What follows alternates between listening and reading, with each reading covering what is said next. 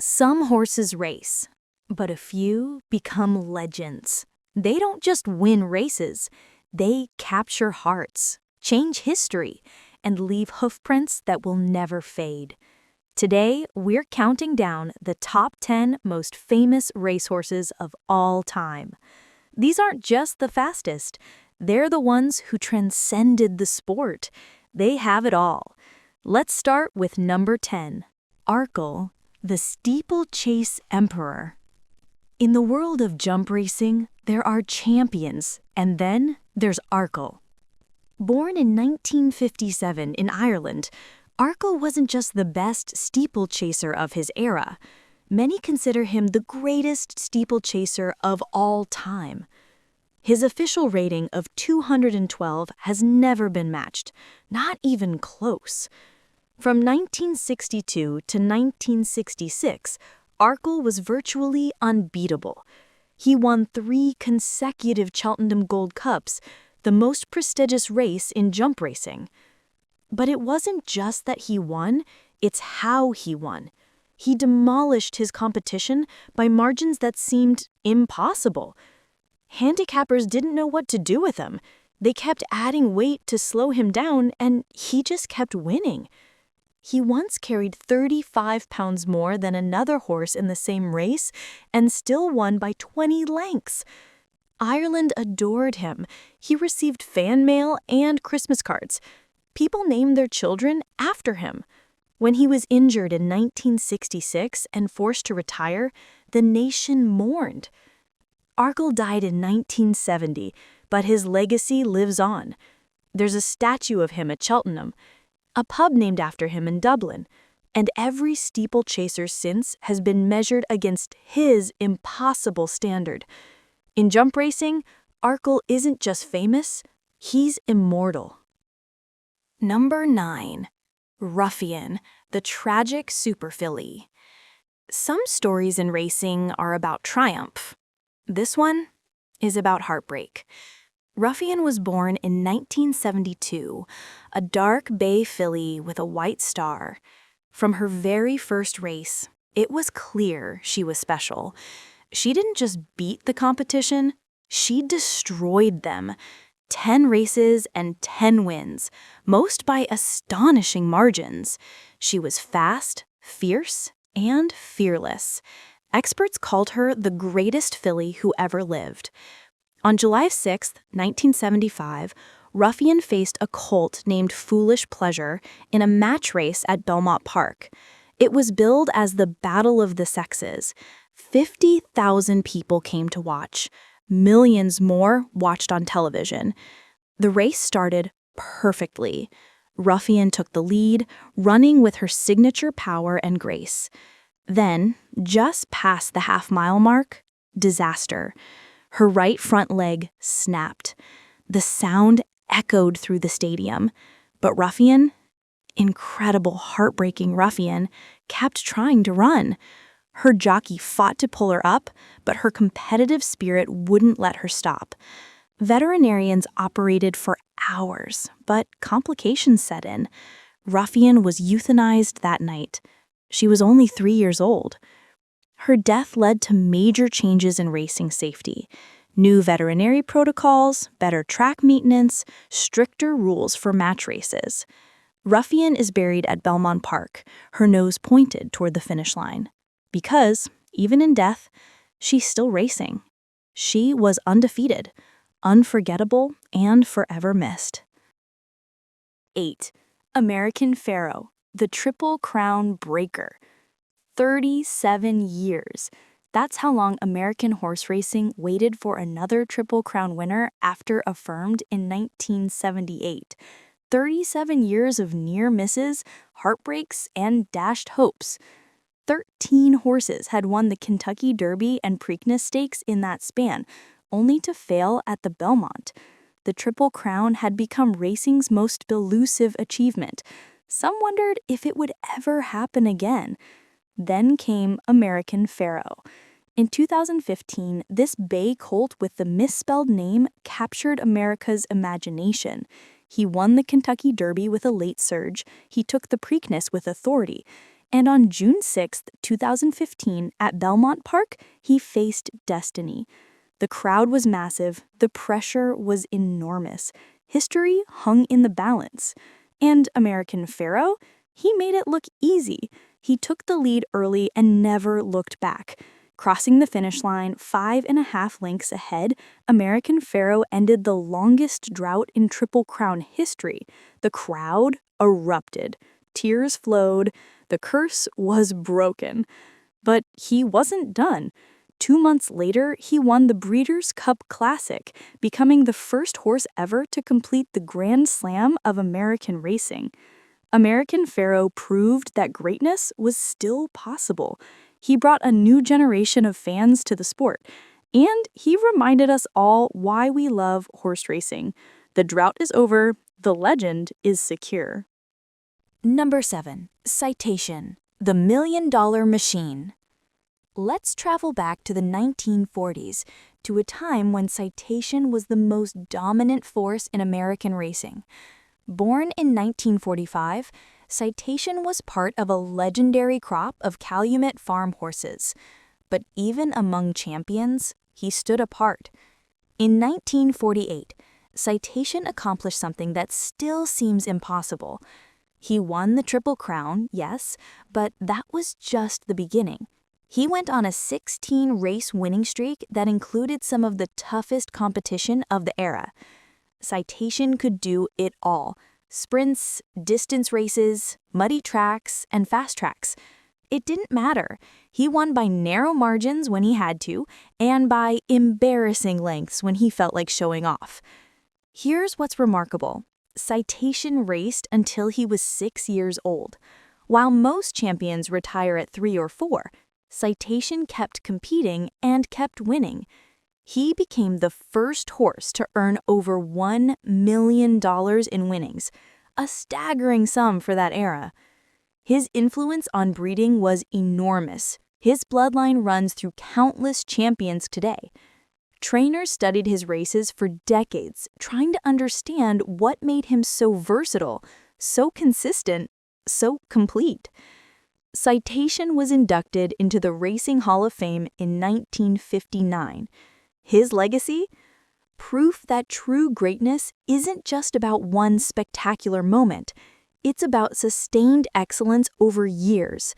The $1 Million Machine, the complete racehorse, Citation. Number 6. Zenyatta, the queen of heart-stopping comebacks. Close your eyes and imagine this. You're watching a race. The field breaks from the gate, and one horse stays behind, dead last, 10, 15, and 20 lengths back. You think she's out of it, no chance. But then, around the final turn, she starts moving, smoothly, powerfully, and impossibly fast. She picks off horses one by one. The crowd rises to their feet. She's still in last, then 10th, then 5th. She hits the stretch, and suddenly she's flying past the leaders. The announcer is screaming, the crowd is going absolutely wild, and she wins. That was Zenyatta, every single time. This magnificent dark bay mare didn't just win races, she put on shows. 19 wins in 20 starts, and nearly all of them came from dead last in a heart-stopping, edge-of-your-seat comeback. Before every race, she'd do her signature move, a dancing walk on her hind legs. Fans called it the Zenyatta dance. She knew she was special, and she loved the attention. Her greatest moment? The 2009 Breeders' Cup Classic. She became the first female to ever win it, coming from last place in a field of males to capture racing's biggest prize. She only lost once in her final race, by a head. Some say she would have won with one more stride. Zenyatta wasn't just a champion. She was an experience, a reminder that sometimes the journey matters more than the destination, and that the best victories are the ones that take your breath away. The Queen is still beloved, still celebrated, and still dancing in our memories. Number 5. Black Caviar, Australia's undefeated queen. 25 races, 25 wins, and 0 losses. Let that sink in. Black Caviar wasn't just undefeated, she was unbeatable. Born in 2006 in Australia, Black Caviar was a sprinting phenomenon. She didn't run races, she demolished them. Her acceleration was frightening. Her speed was supernatural. Experts measured her as one of the fastest sprinters in racing history. From 2009 to 2013, Black Caviar dominated Australian racing like no horse before or since. She won 15 Group 1 races. She carried huge weights in handicaps and still won easily. She became a national icon, as famous in Australia as any sports star or celebrity. In 2012, she traveled to Royal Ascot in England, racing's most prestigious international stage. The pressure was immense. Could she maintain her undefeated record against the best Europe had to offer? The race was closer than anyone expected. She was bumped at the start, she struggled with the different track, but in the final furlong, Black Caviar found that extra gear. She won by a head. Black Caviar retired in 2013, going out on top like every champion dreams of. She proved that sometimes, just sometimes, perfection is achievable. Australia still celebrates her. Her name is synonymous with excellence, with dominance, with the refusal to ever, ever lose. Black Caviar, undefeated, unforgettable, and unmatched. Number 4. Frankel, the perfect racehorse. In the world of European racing, one name stands above all others in the modern era: Frankel. 14 starts and 14 wins. Never headed in a race and never seriously challenged. The highest-rated racehorse in the history of international rankings. Born in 2008, Frankel was trained by the legendary Sir Henry Cecil. From his first race, it was obvious he was extraordinary. He didn't just win, he toyed with horses that were champions in their own right. His speed figures were off the charts. Experts couldn't believe what they were seeing. Race after race, he posted times that seemed impossible. But it wasn't just the speed, it was the completeness. Frankel could sprint, he could stretch out to a mile, he handled any track condition. He had the acceleration of a sprinter and the stamina of a distance horse. Racing analysts called him the most complete racehorse ever bred. His final race at Ascot in 2012 was an event. Royalty attended, thousands packed the stands just to say they saw him. And Frankel? He won by a length and 3/4, making it look routine. He retired to stud, where he continues to dominate. His offspring sell for millions. His bloodline is reshaping international racing. Frankel proved that perfection exists. 14 races, 14 wins, and 0 doubts. The perfect racehorse. Number 3. Seabiscuit, the Depression-era underdog. Sometimes the greatest champions don't look like champions at all. Seabiscuit was undersized, knobby-kneed, and lazy. He lost his first 17 races. Trainers dismissed him, owners gave up on him. By every measure, he was a failure. But this was the 1930s, the heart of the Great Depression, and America was desperate for hope. When California businessman Charles Howard bought Seabiscuit for a bargain price and paired him with trainer Tom Smith and jockey Red Pollard, something magical happened. This misfit horse began to win, and win, and win. Seabiscuit wasn't the fastest horse. He wasn't the biggest or the strongest, but he had heart, he had determination, and he had something that resonated with a struggling nation. Then came the rivalry with War Admiral, the Triple Crown champion from the wealthy East Coast. War Admiral was everything Seabiscuit wasn't: pedigreed, perfect, powerful. The match race in 1938 became a proxy for class struggle in America.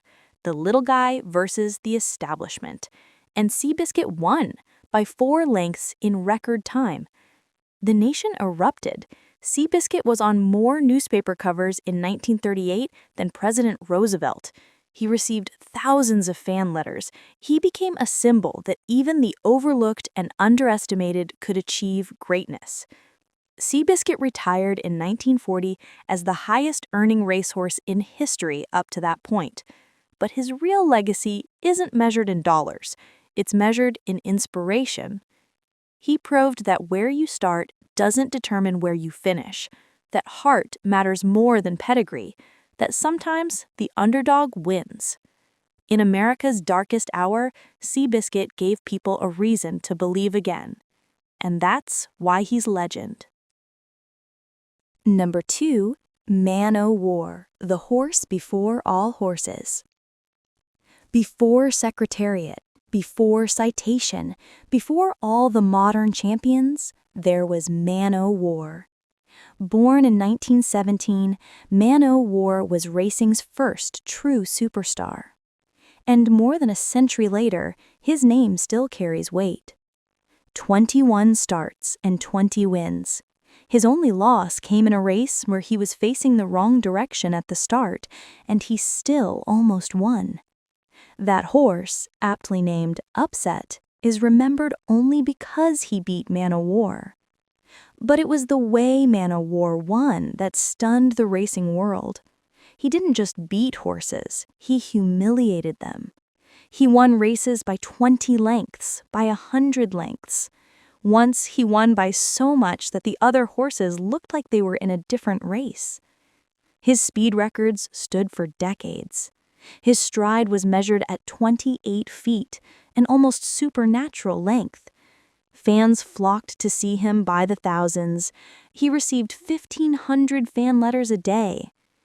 Man-O-War only raced as a 2- and 3-year-old, never running in the Kentucky Derby because his owner didn't believe in racing horses that young. Imagine what records he might have set with a longer career. He retired to stud and became even more influential. His bloodline reshaped American racing. Descendants of Man-O-War have won thousands of major races. War Admiral, Seabiscuit's great rival, Man-O-War's son. When Man-O-War died in 1947, over 2,000 people attended his funeral. He was embalmed and laid to rest in a special casket. Even in death, he was treated like royalty. He was called Horse of the Century long before the century even ended. Man-O-War, the standard by which all others are judged, the horse before all horses. Number 1. Secretariat, the immortal champion. There are champions, there are legends, and then there's Secretariat. Born in 1970, this magnificent chestnut colt with 3 white socks was special from the beginning. But no one could have predicted what was coming. After his autopsy, veterinarians discovered something extraordinary. Secretariat's heart weighed 22 pounds. The average racehorse heart weighs 8.5 pounds. His lungs were twice the normal size. His stride was 25 feet long.